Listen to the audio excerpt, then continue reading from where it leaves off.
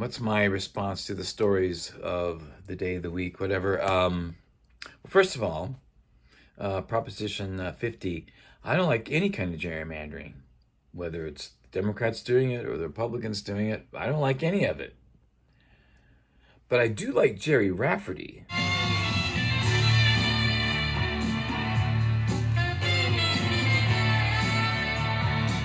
Well, and I want to point out Jerry Rafferty was in this group called Steelers Wheels, and there's this song called Stuck in the Middle with You. And I like this line: clowns to the left of me, jokers to the right, here I am, stuck in the middle with you. Yeah. And then Momdani. Okay. Yeah. It's He's probably the best candidate overall, but still, what does that mean? People are going to be working together to make him fail. And that can be a whole lot of different things, including, a big portion of the media that's now been purchased by a couple of people with billions of dollars and an agenda, a political agenda, probably to create a phobia around a certain group of people or type of people in the world, like everybody can be put into a box and be called a terrorist. That's crazy. And if people buy into that, that just goes to show political illiteracy. You need to wake up and look at the reality of, an individual, judging them by the content of their character, not a whole group of people. And there just needs to be critical thinking skills. And the U.S. general public is not used to using those skills. And it's not always their fault.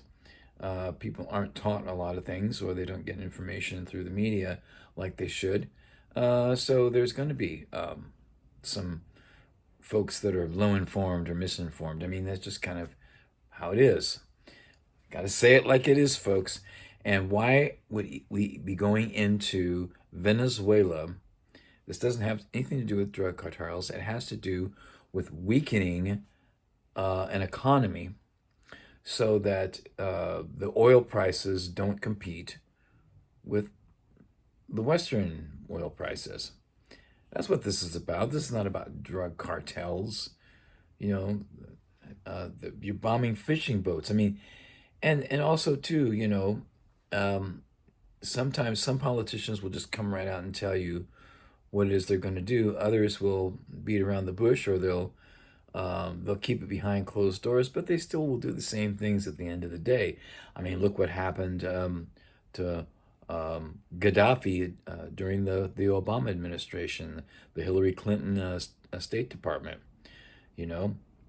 I knew that Gaddafi was not this horrible person, and actually, well, here's a short little video to prove that.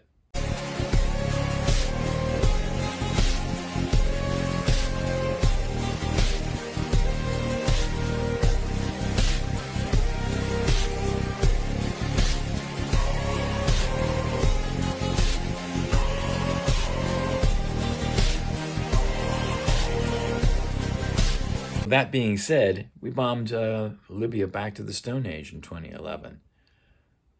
And now they even have slavery in their country. So after being,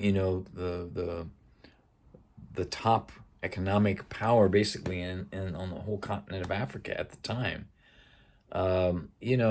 so who's really the culprit here? Who's really what we should be questioning? We need a government of action in this country that works for the working families, the working people, that focuses on economic development, so that when the abundance is produced, we're all participating in it and helping create that, so we can all benefit from it, not just a handful of people at the top.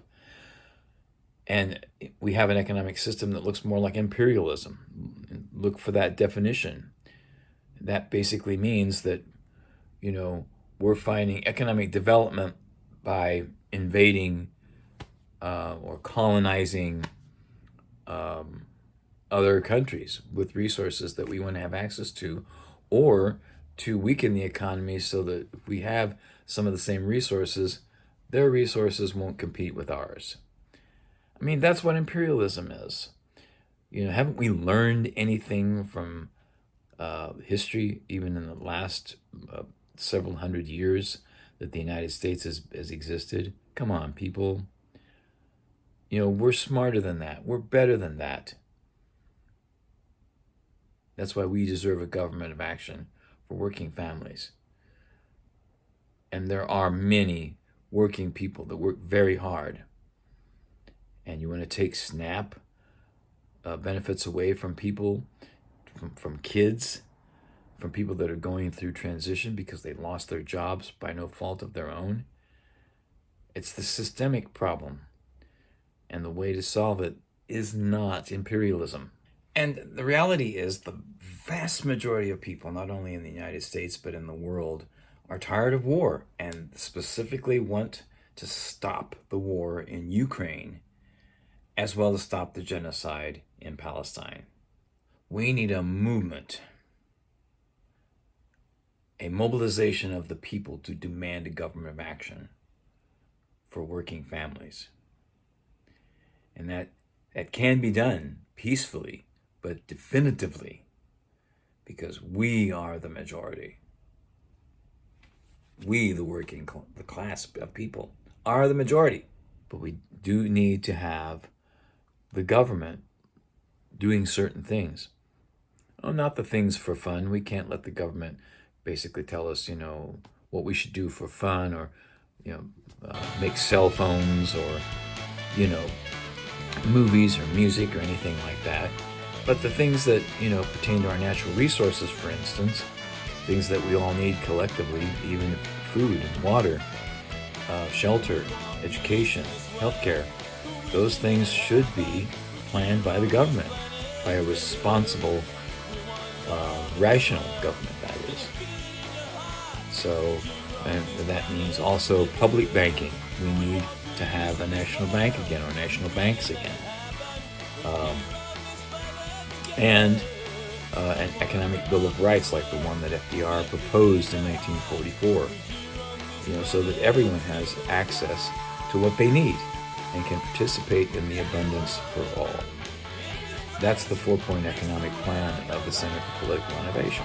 So there are solutions out there, and there's at least one serious organization that is working on this.